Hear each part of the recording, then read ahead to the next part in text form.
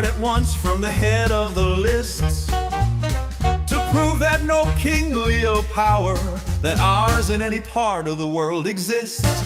Is there any creature on earth more blessed, more feared and petted from day to day to day, or that leads a happier, pleasanter life than a plaintiff of Athens, though old and gray?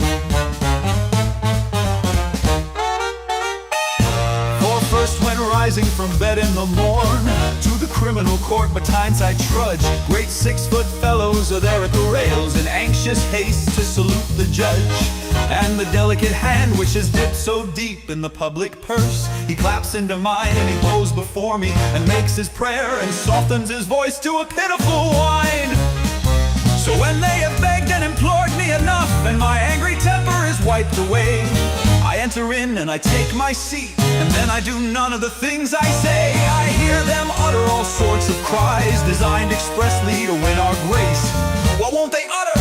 What don't they urge to coax the jury who hears their case? Some vow they are needy and friendless men, and over their poverty wail and whine, and reckon up hardships false and true, till he makes them out to be equal to mine.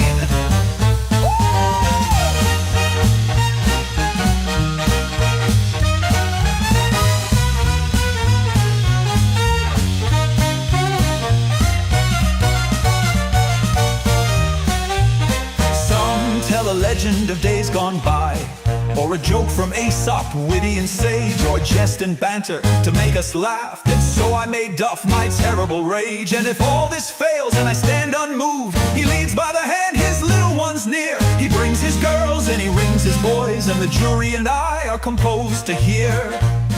They huddle together with piteous bleats, while trembling above them he prays to me. Prays as to a god his accounts to pass, to give him acquittance and leave him free.